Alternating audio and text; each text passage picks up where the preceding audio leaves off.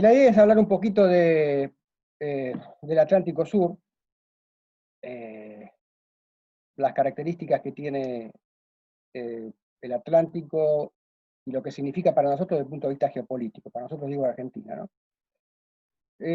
Más o menos tengo organizado la presentación, que va a tardar más 30, 40 minutos, en ese temario. Algunos conceptos teóricos que a mí me ayudan para, de alguna manera, ubicar la charla.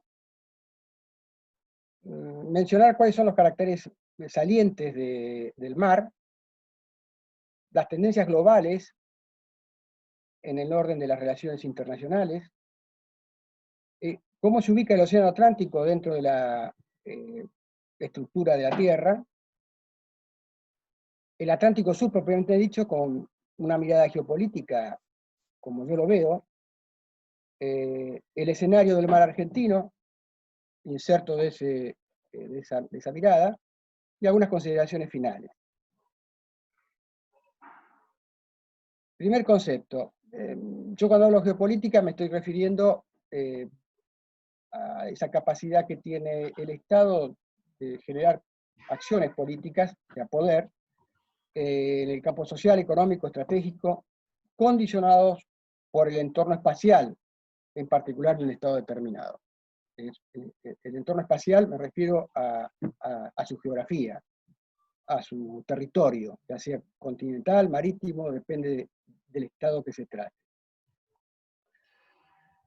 Esa capacidad de ejercer una acción política la podemos denominar poder, que en definitiva es la capacidad que tiene ese Estado de imponer sus decisiones, o de hacer valer sus decisiones en el contexto de las relaciones interestatales.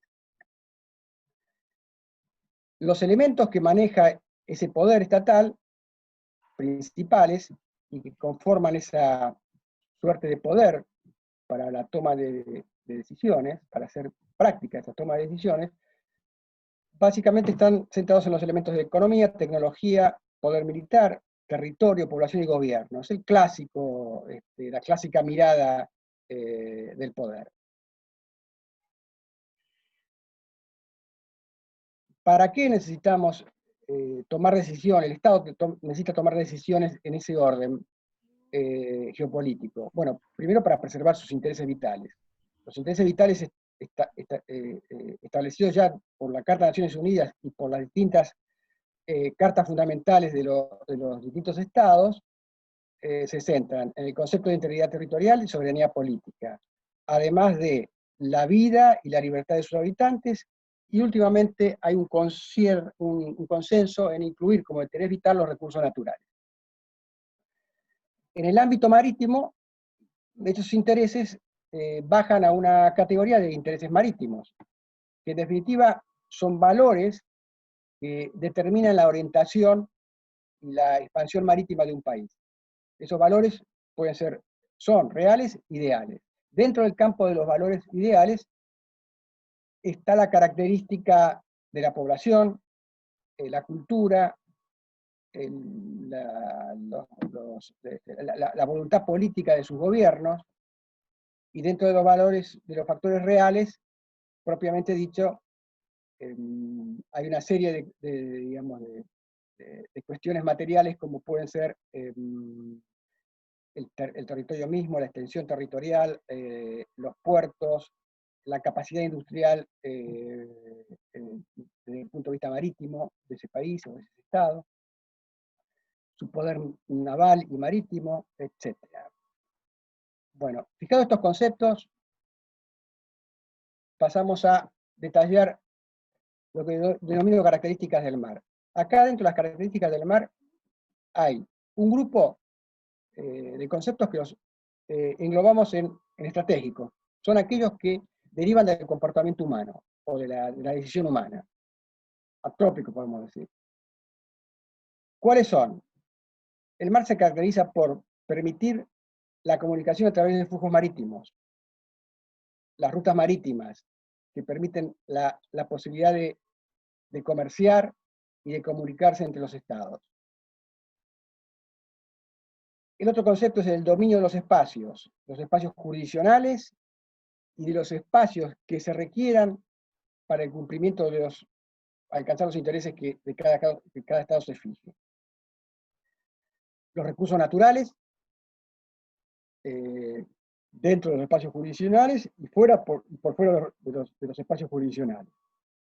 Regidos por las distintas leyes, hay una ley básica, que es la que de alguna manera condiciona o determina la actividad de los estados en el mar, que es la ley del derecho del mar. Y después, el mar como un medio de comunicación y de conocimiento, que ha sido clásico a lo largo de los siglos. Y por otro lado, hay un tema que no es menor y hay que considerarlo, que es las características físicas del mar. ¿Por qué? Porque el mar tiene unas características que lo distingue de la tierra en estos aspectos. El mar posee grandes espacios, vastos espacios. De hecho, ocupa el 70% de la superficie terrestre. Es tridimensional. Está la superficie del aire y las profundidades del mar. El mar es opaco, es variado en su constitución, no todos los mares son iguales, y a veces hostil. Referido a la problemática de la defensa o de un conflicto en el mar, hay una diferencia fundamental en el conflicto en el mar que el conflicto en la tierra. ¿Por qué? Porque la relación entre las acciones ofensivas y defensivas en la tierra tiene una relación que es inversa a la relación que existe en el mar. Con esto quiero decir que para poder vencer una resistencia defensiva en el mar, cuesta muchísimo más trabajo que en la tierra. En la tierra es más fácil la ofensiva que la defensiva. ¿Por qué? Por el producto propio de las características físicas que tiene el mar. Hay millones de ejemplos de batallas en el mar que las condiciones físicas han condicionado el éxito de una batalla. El mar presenta cambios climáticos permanentes y a veces impredecibles, como les decía. El mar puede decidir, en definitiva, la suerte de un conflicto. El mar, propiamente dicho, puede transformarse en un momento en su propio enemigo. Esas son las características físicas que hay que tener en cuenta cuando uno está en el mar, desarrollando cualquier tipo de actividad. Esto es válido para un conflicto, es válido para una navegación mercante, comercial, de tráfico marítimo, de comercio exterior, o para una operación de investigación científica marina, o cualquier otra que sea. Dicho esto, pasamos a lo que yo les quería mencionar de tendencias globales. Hay 4 rubros en tendencias globales, a mi entender, que están condicionando la relación entre los estados en este momento. Uno es la presión demográfica creciente. Es conocido que el aumento poblacional demanda una mayor cantidad de alimentos como primera medida. Esa mayor demanda de alimentos provoca una mayor explotación o sobreexplotación de recursos naturales. Ese es un tema realmente importante que va a condicionar en particular el tema nuestro, que es la actividad en el mar, y que es el tema de la obtención de recursos, o la exploración y explotación de recursos. La revolución tecnológica. Este es un tema realmente importante porque la tecnología ha evolucionado en los últimos 30, 40 años de una manera exponencial, como nunca se ha visto anteriormente. Fundamentalmente en el campo de la electrónica, la cibernética. Y eso está condicionando inclusive al concepto de globalización. El concepto de globalización, que es otra de las tendencias, lo teníamos, digamos, de alguna manera inmerso en nuestro pensamiento, en nuestros análisis políticos, en nuestros análisis de las relaciones internacionales, como producto de el aumento de la comunicación a través de los medios de comunicación, la tecnología que nos acercaba y evolucionaba el comercio internacional, etc. Pero la tecnología, digamos, es un subelemento que ha condicionado enormemente la globalización, lo ha superado. Y el otro gran tema es el cambio climático. He elegido estos cuatro, que son los que a mí me parecen los que condicionan en mayor medida las actividades en el mar. El cambio climático, producto del efecto invernadero fundamentalmente, la producción de gases, de distintos tipos de gases, está provocando el aumento de temperatura de las regiones polares, la disminución de los hielos, la acidez de los mares, que provoca a su vez una afectación directa a la biodiversidad. Este cambio climático es un condicionante que pueda llegar a afectarnos a futuro. El cambio climático, con el aumento de temperatura, las predicciones a muy largo plazo hablan que de los deshielos puede provocar un aumento en el nivel del mar, con afectación sobre todo a las poblaciones costeras, teniendo en cuenta que un gran porcentaje de la población mundial vive sobre las costas.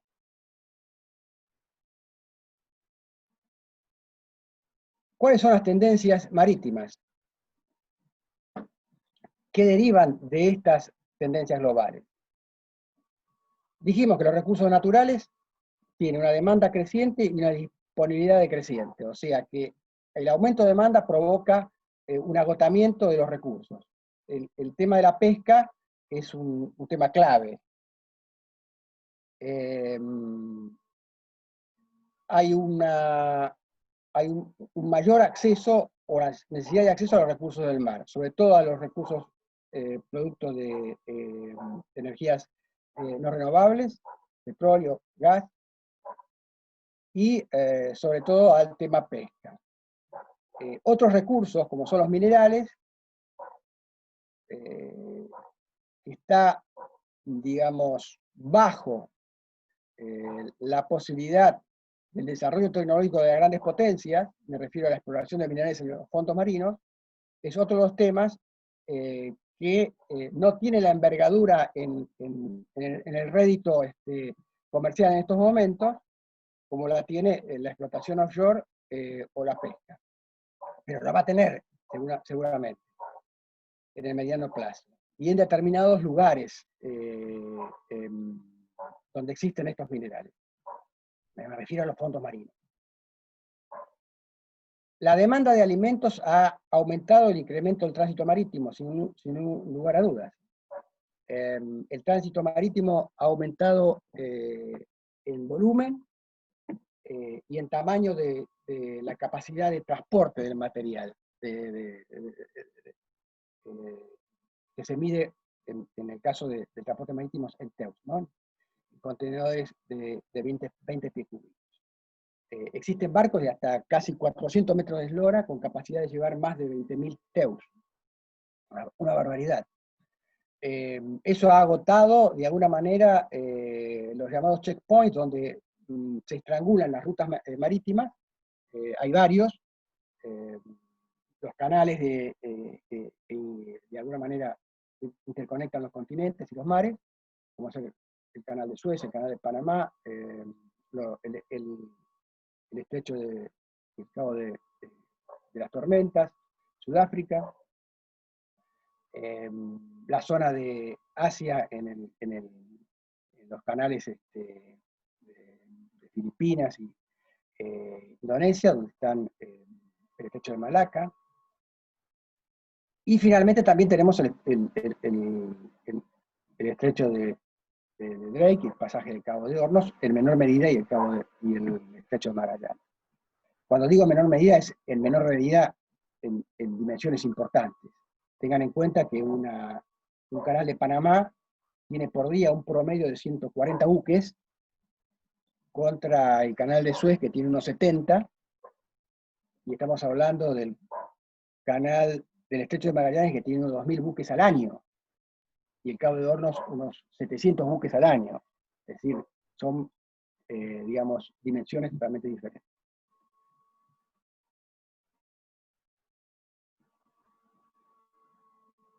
Dentro de las tendencias del orden marítimo, observamos que hay una revalorización de las jurisdicciones marítimas a partir de la fijación del límite exterior de la plataforma continental. Es un tema que está en plena vigencia y donde enfrenta a los países territorialistas, o sea, los países que poseen plataformas continentales y costa, frente a los países que hacen uso del mar y pretenden hacerlo bajo la licitud de lo que ellos interpretan que establece la ley del mar. Me refiero, por ejemplo, a Estados Unidos o a otras grandes potencias que utilizan el mar con una cierta, digamos, discrecionalidad y enfrenta el conflicto con la actividad que puedan desarrollar, por ejemplo, la zona económica exclusiva de los países, referido a lo que ellos interpretan como investigación científica marina o actividades militares. Los países territorialistas, que tienen costa, en general, interpretan lo que dice la ley del mar como, en el caso de investigación científica marina, en su amplio espectro, todo. Y Estados Unidos, por ejemplo, habla de que no, que la investigación científica marina solo se refiere a un problema de datos, datos militares, por ejemplo, o de recursos, pero el resto no. Entonces, ahí hay un problema en debate, sobre todo lo tiene Estados Unidos con China. La tercera tendencia dentro del orden marítimo es el incremento de la cooperación en cuestiones de seguridad y medio ambiente marino. Todo el problema del conflicto que hay con el tema de las jurisdicciones marítimas, el control de los recursos y toda la cuestión que hace a la protección del flujo marítimo, del transporte marítimo, ha de alguna manera securitizado el tema de las cuestiones del mar. Entonces, le ha dado trascendencia política estratégica al más alto nivel de los estados. Y por último, un tema que no deja de considerarse es la competencia real que hay entre las grandes potencias por el dominio de los bienes comunes. ¿Qué son los bienes comunes? Los bienes comunes están clasificados por ejemplo, el alta mar, el ciberespacio, el espacio exterior, inclusive la Antártida y los fondos marinos son considerados bienes comunes, pero con distintas características que los primeros tres que nombré. ¿Cuáles son? Las características están dadas por el grado de control que hay sobre los recursos. En el caso de los fondos marinos, es decir, hay una convención de los fondos marinos que establece cómo explotar los minerales, por ejemplo, en los fondos marinos. Los fondos marinos están por fuera de las jurisdicciones de los estados. Y la Antártida, en particular, es un tratado, digamos, sui generis, en el sentido de que no son todos los países, son pocos los países que lo constituyen, ese tratado. Si bien está declarado como de interés, los fondos marinos están declarados como patrimonio común de la humanidad. En cambio, la Antártida está declarado como de interés para la humanidad, no como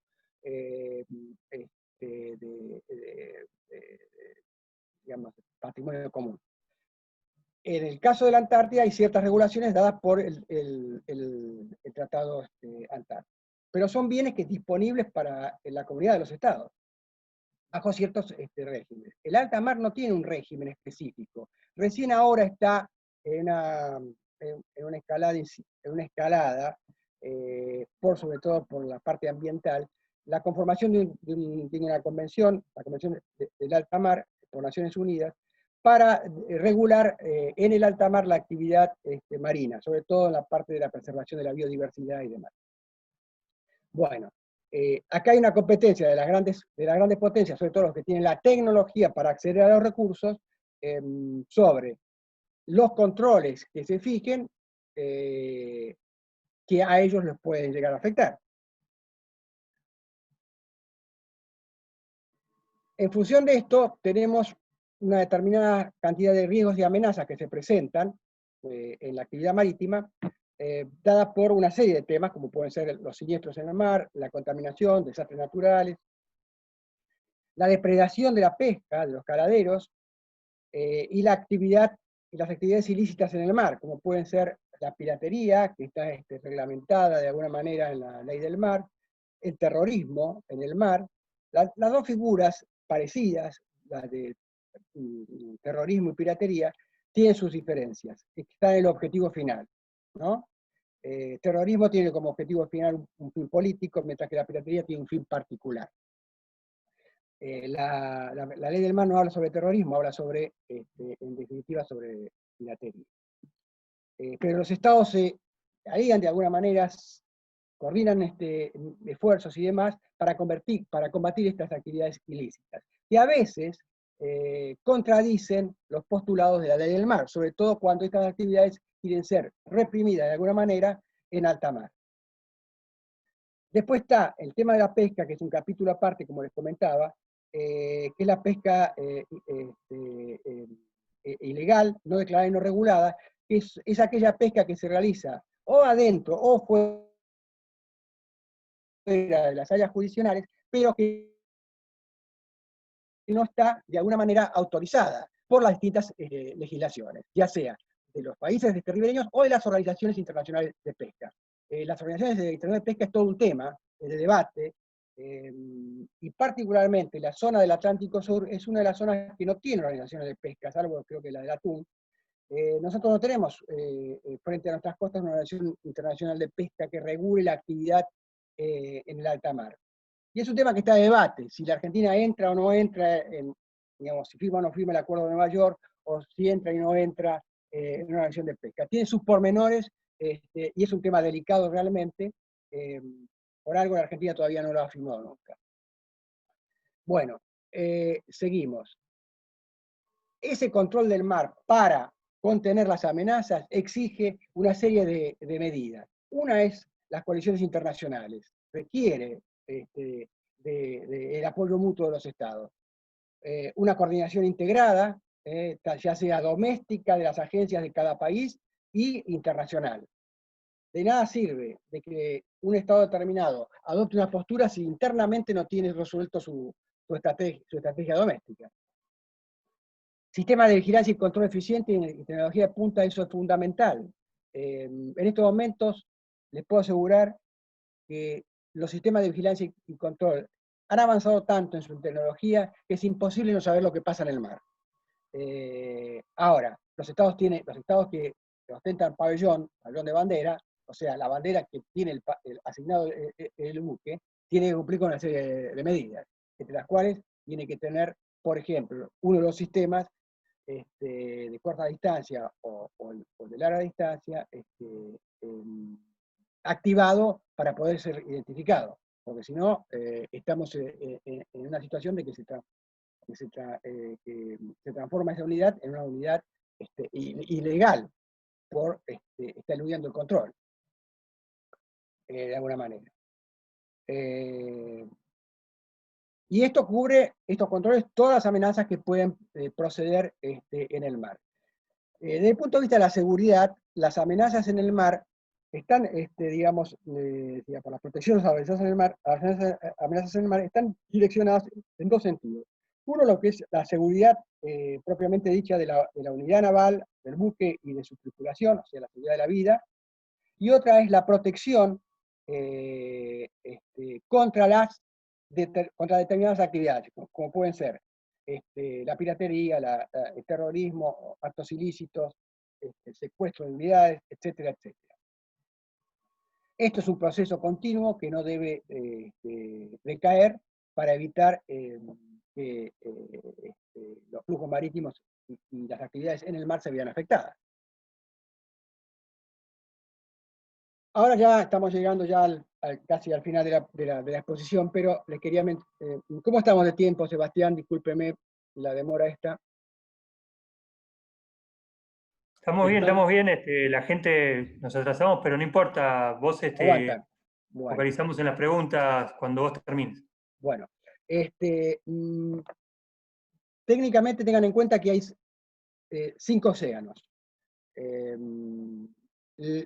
La Organización Hidrográfica Internacional, que es la que publica las cartas de los océanos, los mares y demás, en su última edición ha considerado 4, no había todavía consenso con el Océano Antártico en ese momento, pero ya está por sacar, creo que todavía no sacó, la 4ª edición de las publicaciones de cartas, en donde incorpora a la Antártida al Océano Antártico como un 5º océano. Argentina no había adherido a esa posición, prefería el continuo del Océano Atlántico Sur hasta el polo. Por una razón de continuidad estratégica, ¿no? Política. De todas maneras, el Atlántico Sur es el segundo en tamaño y ocupa el 16-17% de la superficie de los océanos. Acá les presento el Atlántico Sur con una vista, en realidad, interesante, porque acá muestra que nuestro país, indudablemente, está en una área de la Tierra que es puramente oceánica. Está rodeado por océanos y el territorio más próximo que tiene es la Antártida. Bueno, los países limítrofes dentro de la cuña del Cono Sur, pero realmente es la Antártida, el continente más cercano. A un día y medio de navegación, desde Ushuaia. El Océano Atlántico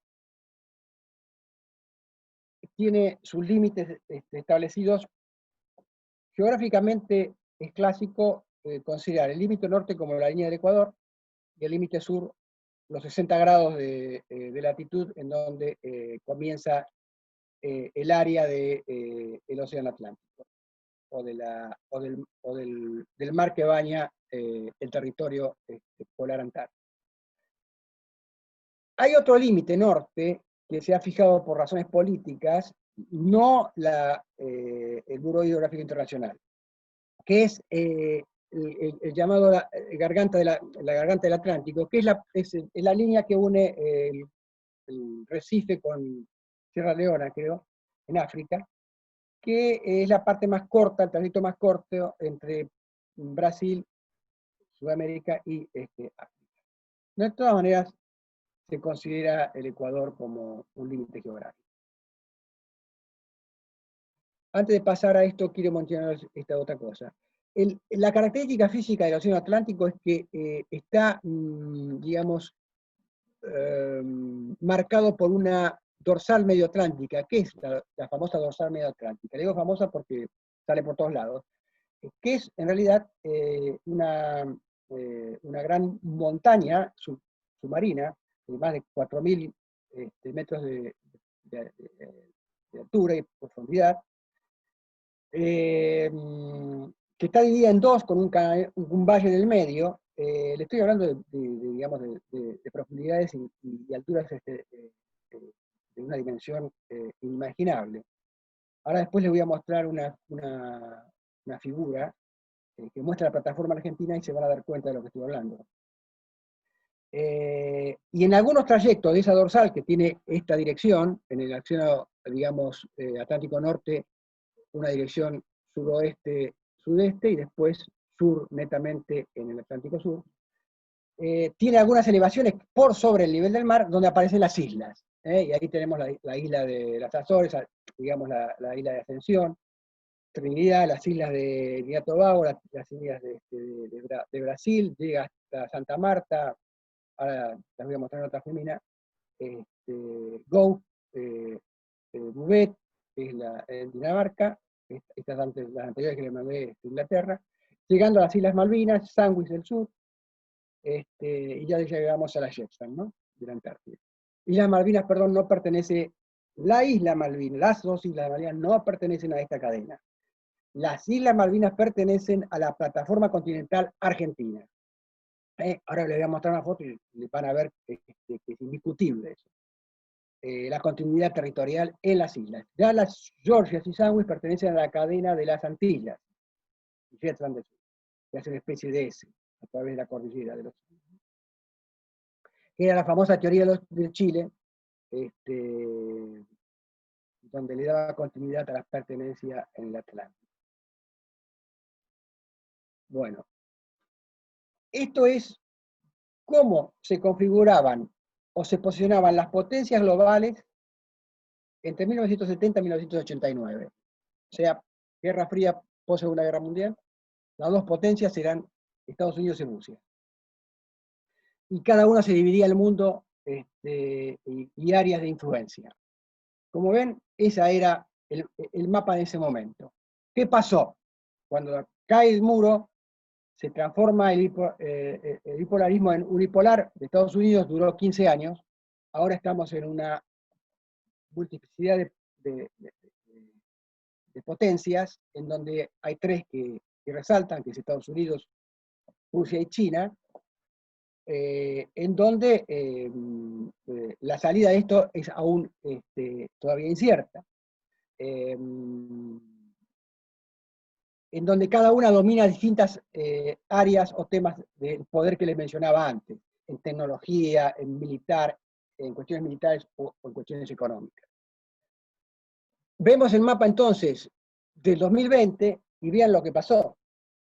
Hay un actor que ha surgido que es China, que prácticamente se ha despegado de su costa para dispersarse en distintos puntos que por ahora le interesan, compatibles con su estrategia económica y no de poder militar. El poder militar acompaña, según lo que dicen ellos, ¿no? Pero vemos que están en el Índico, a la altura de los Golfos, en el Golfo de Guinea, en el Ártico, y ni que hablar en la Antártida. Y la novedad es la incorporación de su interés en el Atlántico Sur. La única diferencia respecto a la anterior es que Rusia ya no es Rusia, sino que es la Unión de Repúblicas, la Federación Rusa, con cambio de bandera y todo. Bueno, avanzamos. Si vemos la posición de las islas en el Atlántico Sur existentes, vemos que está Brasil por un lado, Inglaterra por el otro. Bueno, Ascensión está alquilada de alguna manera a Estados Unidos, Santa Elena, Tristán de Cunha, Gould, y en poder de facto en las Sandwich, Georgias y Malvinas, Ubet, Noruega. Y Argentina tiene sus posiciones con poder asentado en Isla de los Estados y en Orcadas, pero estas ya Orcadas dentro del ámbito de la convergencia antártica o el área antártica.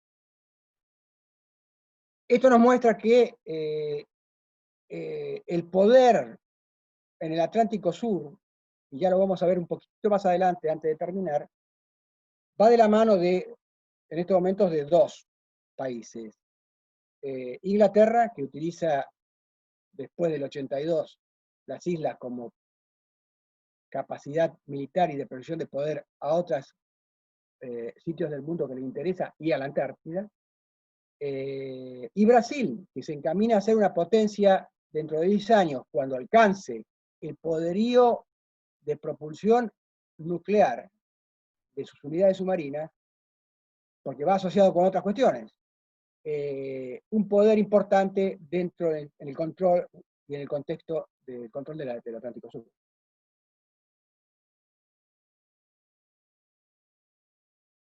Vamos ahora propiamente dicho a nuestro espacio de interés. En esta proyección quise mostrarles que Argentina tiene un espacio directo que es relacionado con sus aguas jurisdiccionales, dado por la envolvente del límite exterior de la plataforma continental, y después tiene una función asignada internacionalmente de Naciones Unidas, OMI, que es el área SAR, que es el área de búsqueda y salvamento de la vida humana en el mar. Que en una parte, que lo pongo aquí para que lo vean, perdón, compartimos ese control con Chile, a raíz después del Tratado de Paz y Amistad. Sigo. Para nosotros, para mí, desde mi punto de vista, el mar argentino, y digo mar argentino cuando me refiero al área jurisdiccional de mar argentino, hay 5 complejos del orden geopolítico que nos interesan. Uno es la frontera marítima exterior, dada en estos momentos por, perdón, se me fue acá está. Dada en estos momentos por la envolvente del límite exterior de la plataforma. Convalidada por Naciones Unidas en 2016. En realidad, después vamos a ver qué es lo que convalidó. El segundo complejo geopolítico es el área portuaria bonaerense, porque por ahí fluye el comercio exterior argentino. El 90% del comercio exterior es a través de los puertos del área bonaerense. Es importante mantener expeditas esas líneas, ya sea las terminales portuarias como el tráfico mercante a los distintos puertos del mundo. En ese trayecto necesitamos aliarnos y cooperar con otros países para proteger el tráfico mercante nuestro, aunque no sea de nuestra bandera, porque van nuestras mercaderías. Y ahí está la protección en los checkpoints fundamentalmente y en las zonas álgidas de los posibles ataques de piratería, por ejemplo. Ya China ha participado en represión de ataques a su tráfico mercante en la puerta del Golfo de Adén. El tercer digamos, conjunto geopolítico son indiscutiblemente las Islas Malvinas con Georgia y Sandwich del Sur. Es un tema Ricardo, que a nosotros nos condiciona la estrategia en el Atlántico Sur. Ricardo, disculpe, no Sí. lo pude escuchar bien, dijo que China había hecho un ejercicio. ¿Cómo? Usted acaba de mencionar que China había hecho un ejercicio a las puertas de... No, digamos, no un ejercicio, había hecho una acción contra la piratería en las puertas del Golfo, en el Índico. Le digo que China también participa y participan otros países, porque es un problema, realmente es un problema el tema de la piratería contra el tráfico, el ataque contra el tráfico mercante. La cuarta área sensible, como desde el punto de vista geopolítico, es el área patagónica austral. Ahora vamos a ver por qué. Y el quinto es la Antártida. Yo les hablé hoy de la frontera marítima recién. ¿Qué es esto de la frontera marítima? Es un término que acuñó, pero, digamos, no es un límite físico, es una franja en torno al límite exterior de la plataforma. ¿Qué quiero decir con esto? Cuando uno tiene una frontera, un límite con otro país en el territorio, y no tenemos problemas de límite con ese país, es una frontera de equilibrio en el sentido de los conflictos limítrofes con otro país. Podemos tener vulnerabilidades por narcotráfico, tráfico de drogas, contrabando, etc. Pero con otro país estamos en equilibrio, es más, podemos cooperar contra esos flagelos. Pero si tenemos un problema de límites, esa frontera está en desequilibrio.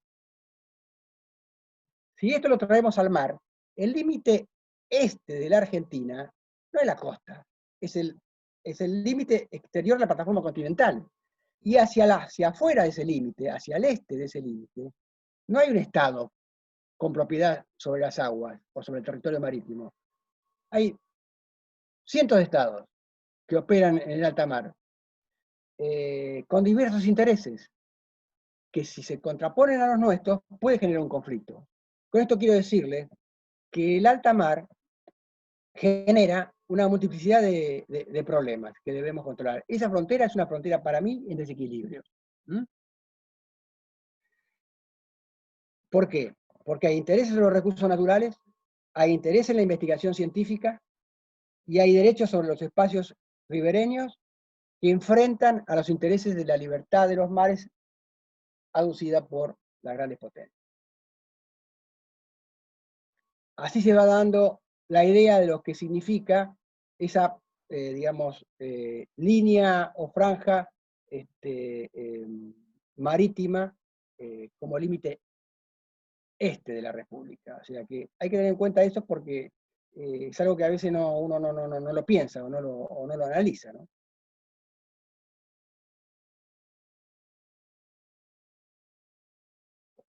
Esto ya se los comenté, lo de la búsqueda de hacer también. Bueno, nos queda la Antártida, en este aspecto que ustedes saben que el Tratado Antártico es un tratado especial. Argentina fue fundador de ese tratado, dentro de los 12 países iniciales, siendo uno de los 7 reclamantes. Ahí el territorio que reclama se superpone parcialmente con el de Chile y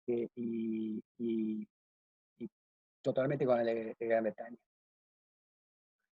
De todas maneras, está, por artículo 4 del tratado, está en el status quo, y por ahora el sistema antártico está en un equilibrio pacífico de conflicto. No obstante, es un tema que nosotros estamos analizando en el centro de estudio nuestro, creemos que en algún momento se va a mostrar un desequilibrio en el tratado, producto de la competencia por los recursos fundamentalmente. La Antártida tiene una cantidad de recursos enormes, sobre todo en la parte de minerales y pesca. Bueno, este es un detalle que les había comentado hoy. La Comisión de Límites de la Plataforma Continental de Naciones Unidas convalidó en el año 2016 la presentación hecha, que iniciamos en el 2009, sobre el límite exterior de la plataforma. Pero, ¿qué límite convalidó? En realidad, convalidó un límite de unos 340 kilómetros, 340.000 kilómetros, que es este que está acá. El resto, si bien lo presentamos nosotros, hasta la Antártida, todo esto que está en azul es la plataforma continental extendida. No sé si se queda claro. Bruno, ¿lo ven bien? Sí. Todo esto es la plataforma continental extendida, que es lo que presentó Argentina. Y este pedacito que está acá, que hoy en día está en los diarios, por Chile. Después le comento. Ese es el que objetó Chile. Ajá. Y en realidad, bueno, ahora lo comentamos. Entonces, lo que convalidó, de alguna manera avaló, no que autorizó ni aprobó, sino avaló, sin observaciones, es la presentación que hizo Argentina y avaló este sector. El resto no. Bueno, la plataforma continental nace en la línea de base, pero se extiende más allá de las 200 millas, que es donde está la zona económica exclusiva, que es esto celeste que está acá, en otras 150 millas más o menos, porque le digo más o menos porque hay parte que es menos y parte que es más. Depende de unas fórmulas que se aplican, científicas, complicadas. Bueno, esto es la envolvente. Y esa es la frontera marítima que yo propongo en debate, analizar, diciendo que esa frontera es una frontera en desequilibrio, por las razones expuestas anteriormente. ¿Qué más? Para que tengan una idea de las dimensiones, la zona económica exclusiva argentina tiene 2.687.000 kilómetros cuadrados, que es más o menos el equivalente al territorio argentino. A eso se le tiene que sumar la plataforma continental, que es de 1.600.000, que es todo esto que está acá, más lo de la plataforma continental de Antártida, que son 719, eso da 1.700.000 monedas. Y la zona económica exclusiva de la Antártida es todo este sector celeste, que es 2.094.000, pero como no están tiradas las líneas base, no se las considera en la ley. Bueno. Ahora vamos a ir al pedacito que decía Bruno recién que que Chile había protestado, de plataforma continental. Esta es una figura que me gustó traerla para que vean lo que es la plataforma continental argentina. Este es el perfil, lo notan, Este es el perfil de Argentina, de la costa. Ushuaia, Tierra del Fuego, Islas Malvinas. Claramente está dentro de lo que es la plataforma continental territorial. Estas elevaciones que están acá es lo que seguiría siendo la cordillera y dando después la vuelta por Georgia, Sandwich y Shetland del Sur, del arco antillano. La profundidad media en este sector son 200 metros. Y esto es los fondos abisales, la pendiente que cae en la plataforma y llega hasta las 350 millas. Acá son 200 millas. 200 metros, 200 millas. 200 metros de profundidad, 200 millas. Y después llega hasta 250 más. Vean las profundidades que estamos hablando. 3, 4, 5 mil metros. Para que ustedes vean, el submarino San Juan, cuando se hunde a esta altura más o menos, a unos 1000 metros, 900 metros de profundidad. Bueno, esta es una radiografía, digamos, un diagrama, ¿no? Pero es interesante para entender cómo es. Y esa es la ventaja que tiene Argentina en respecto a la plataforma, porque la explotación de los recursos en la plataforma, dentro de las 200 millas, que es donde se han hecho ahora las asignaciones diarias offshore, en la cuenca norte por acá y en la zona de Malvinas, en la zona de la cuenca de Malvinas por acá. Son profundidades menores, de 200 metros, pero hay que perforar hasta llegar a la napa donde estaría el petróleo. Y ahí sí, puede ser 2000 metros o más. Eso es un menor costo que tener que explorar en esta zona, ¿no? Es una ventaja que tenemos respecto del resto de los países. Tenemos una mayores plataformas continentales y una de las más ricas en biodiversidad. Bueno, esta se la traigo para que vean lo que significa la pesca en la milla 201, lo que implica en luminosidad de los buques que están pescando el calamar. Fíjese la comparación de la luminosidad con la luminosidad en Buenos Aires, o en otras partes de Río de Janeiro, Santos. Es una barbaridad. Acá se calcula que normalmente hay unos 400 buques alternándose pescando en esta zona, en la zona de la milla 201, e incursionan dentro de la plataforma nuestra, transformándose en pesca ilegal. También lo es afuera, pesca ilegal. Porque como hay una organización de pesca, nadie lo regula. Lo cual no quiere decir que Argentina esté... el problema de la organización de pesca es que el Acuerdo de Nueva York hace incidencia en que las organizaciones tienen alguna potestad sobre la pesca dentro de las 200 millas del país ribereño. Entonces el problema se complica. Y además está Inglaterra presente en el área. Nadie quiere participar de Inglaterra como miembro de una organización regional, porque estamos dando el aval como país ribereño. Es un problema. Para que tengan una idea, en el año 2017 se pescó del orden de los 475.000 toneladas de las principales especies, recaudando casi 2.000 millones de dólares. En el año 2007, creo, 2007-2004, se pescaron cerca del 1.000.000 de toneladas y se recaudaron cerca de los 1.000 millones. O sea que de reducir a la mitad en toneladas se duplicó la entrada de divisas por aumento del costo de la pesca. Es increíble el precio de la mercadería. Una mención del tema de la operación offshore en las cuencas de Argentina. Usted sabe que el año, creo que 2016, empezó con la licitación de distintas áreas y se asignaron algunas ya en 2018-2019.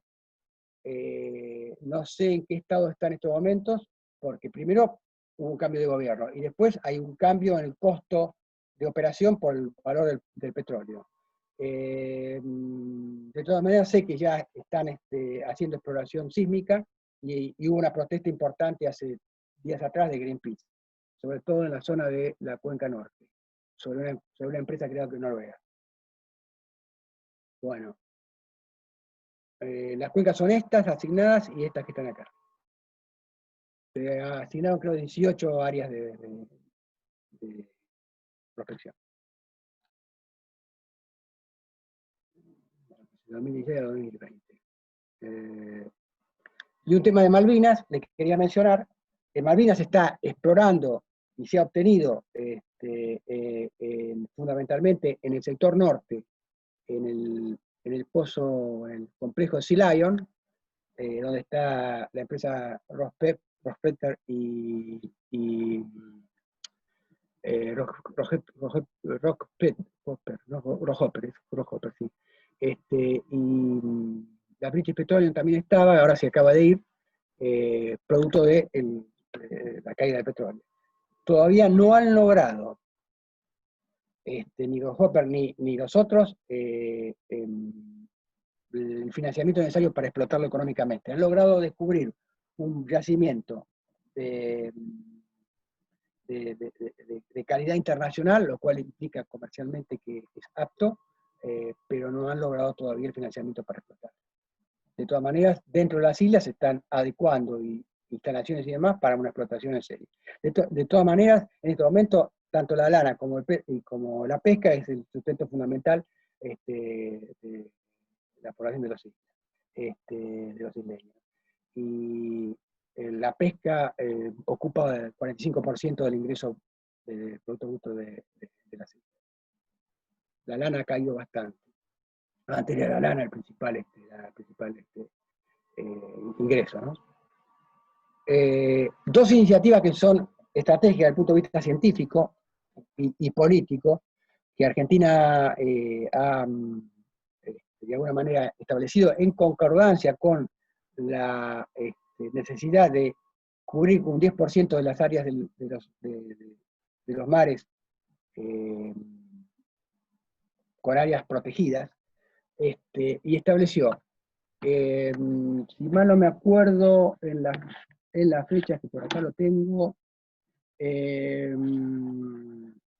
les voy a decir, en el 2013, la primera área que fue el área de Amoncurá, o Banco Burgos. Y en el 2019, el Banco Burgos número 2, que serían estas verdes que están acá, y Yaganes, que está al sur del Cabo de Oro. Esas áreas tienen como fundamental el conocimiento de lo que hay, el manejo y la conservación de los recursos, y el desarrollo sustentable de la biodiversidad, fundamentalmente. Se hacen campañas a los efectos de ese logro. Y cada área tiene distintas subzonas con restricción absoluta a la pesca o a las actividades, o una, digamos, actividad disminuida, por así llamarlo. Y la otra iniciativa es la Pampa Azul, que tiene la finalidad también de la investigación y el desarrollo sustentable y el desarrollo asociado a la industria de la vida en el mar, en varias áreas. En la boca del Río de la Plata, en el Agujero Azul. El Agujero Azul es una área de muy rica biodiversidad. En el Banco Burwood, esto se implementó antes de las áreas marinas. En Comodoro Rivadavia, Golfo San Jorge, Georges y Sagüe del Sur. Estas son dos iniciativas que, a mi entender, fijan una política interesante, en dos gobiernos distintos, pero fijan una política interesante que hacen a los intereses argentinos en el Atlántico Sur, en particular eso, en el mar argentino.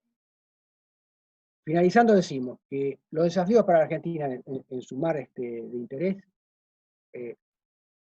son los siguientes. No cabe ninguna duda que el problema de Malvinas condiciona el espacio marítimo argentino, y ustedes lo ven con lo que es la plataforma continental y la convalidación, porque Naciones Unidas no asume el problema cuando hay un problema de conflicto, ni tampoco con el tema de la Antártida, porque es un tema que está bajo el statu quo del tratado. la pertenencia, me refiero, ¿no? de la soberanía. La intervención de la pesca ilegal en los caladeros de la zona económica exclusiva es un problemón, está en los diarios todos los días. Por eso es importancia y cobra sumamente relevancia la vigilancia y control sobre los flujos marítimos y sobre la pesca, sobre los recursos naturales. La vigilancia y control sobre los flujos marítimos, el transporte de la vía mercante, con comercio exterior, y sobre los recursos naturales, como la pesca, y estratégicos en las aguas jurisdiccionales y plataforma continental, por supuesto, sobre todo lo que hace investigación científica marina y extracción en los fondos. La investigación científica marina y la preservación de la biodiversidad va a ser un problema en las aguas en alta mar y en los fondos marinos, que se viene con un nuevo convenio de Naciones Unidas. Y la Argentina tiene que estar. Y después la preservación y el incremento de la política antártica, que es una política que ha seguido a lo largo de los años. Como consideración final le tengo que decir que si hago una mirada geoestratégica, la mayoría de los países en el Atlántico Sur mantienen una concepción de defensa de sus intereses marítimos, con una marcada proyección de su poder, y un fuerte esfuerzo en los últimos años en estrategias de desarrollo industrial y de tecnología. Es realmente llamativo en los países de América del Sur cómo se ha hecho hincapié en el desarrollo de la industria naval y en la tecnología. Argentina intenta una política en medio de una restricción presupuestaria de años, eso ya lo sabemos, pero a mi entender, las últimas iniciativas estratégicas de preservación del medio ambiente marino, con Pampa Azul y las áreas marinas protegidas sociales, el desarrollo de vigilancia y control de los espacios marítimos, fundamentalmente satélite, que estaba a la vanguardia Argentina en eso, y la política permanente y cooperativa en la Antártida, para mí son ejemplos de estrategias que corresponden a una orientación bien afirmada. Argentina tiene que seguir con esa política. No hay duda que Reino Unido domina claramente el Atlántico Sur, de sus bases. Para colmo, transportó el poder militar de Ascensión Militar, su cuartel militar de Ascensión a Montpellier en Argentina, en Puerto Argentina, en Malvinas, la base de Montpellier.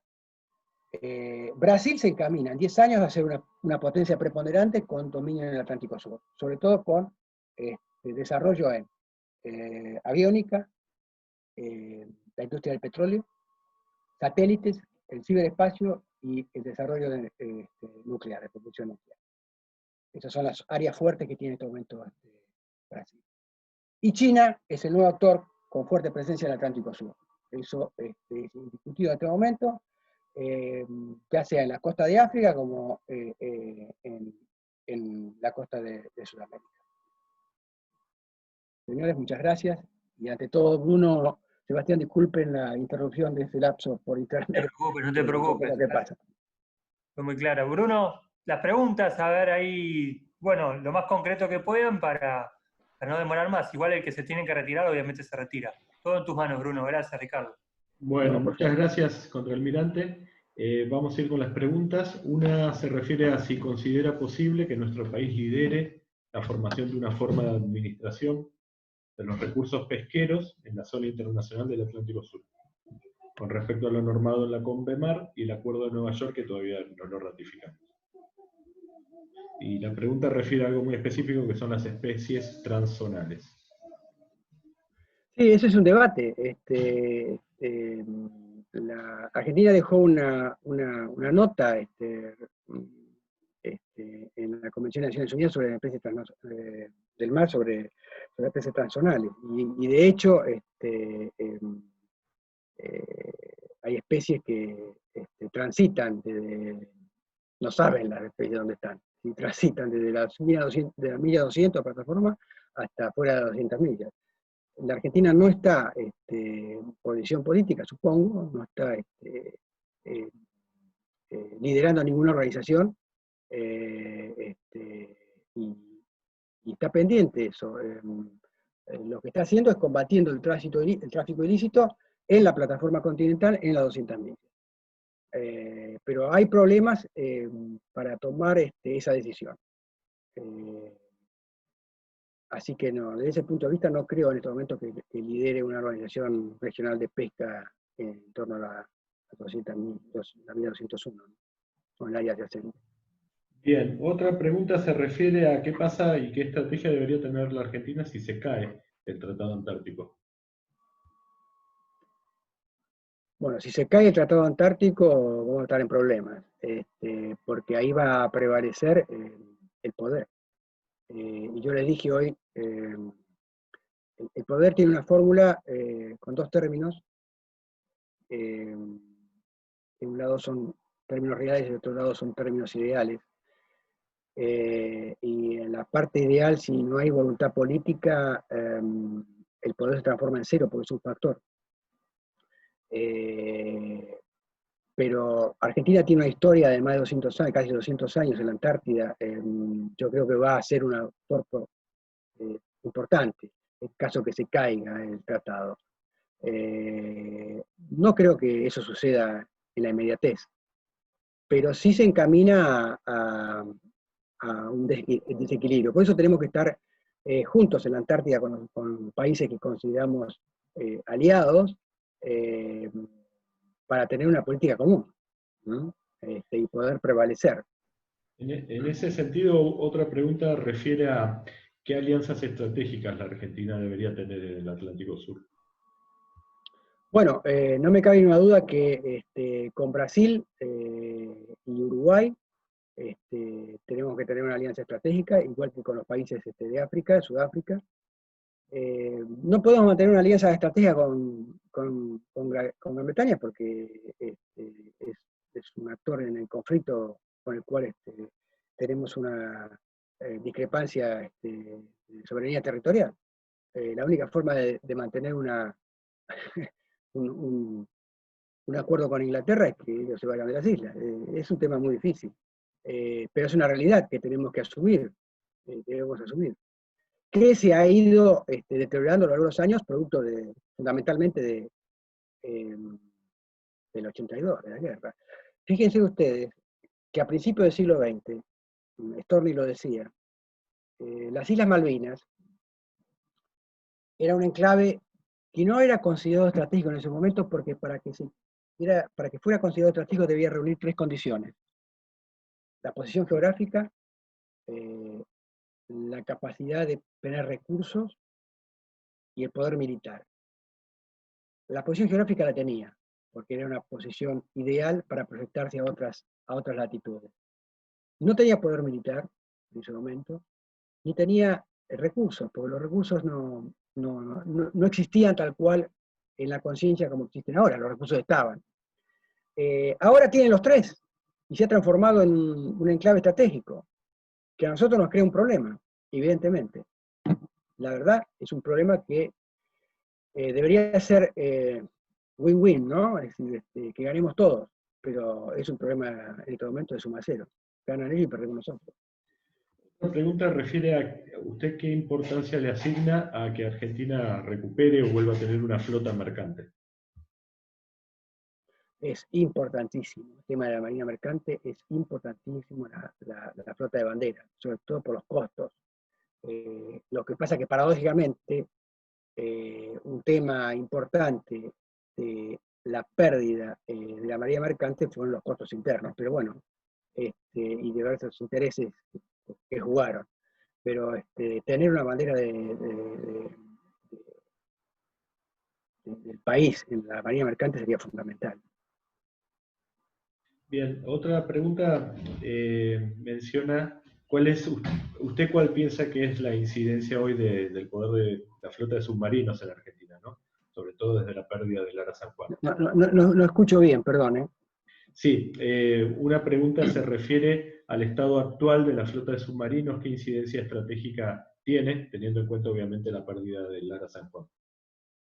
Bueno, ¿me escuchan bien ahí?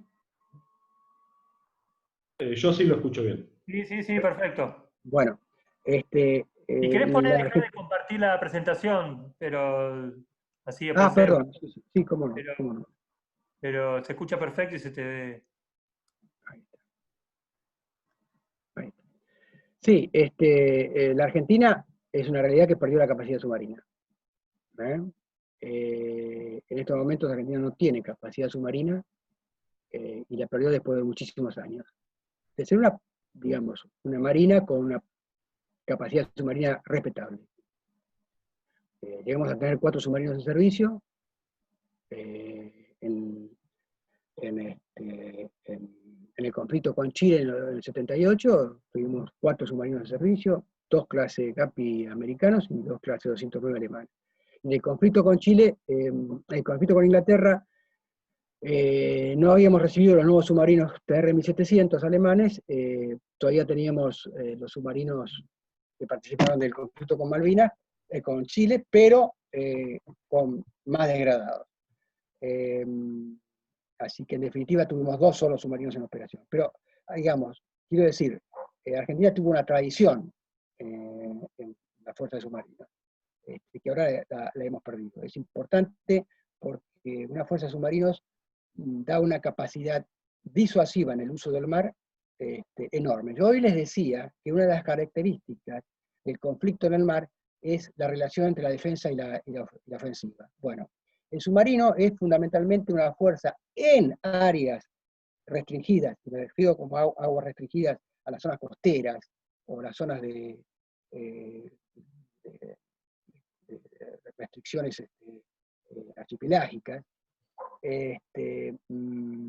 que de alguna manera obligan a la fuerza que ataca, a la ofensiva, a un esfuerzo enorme.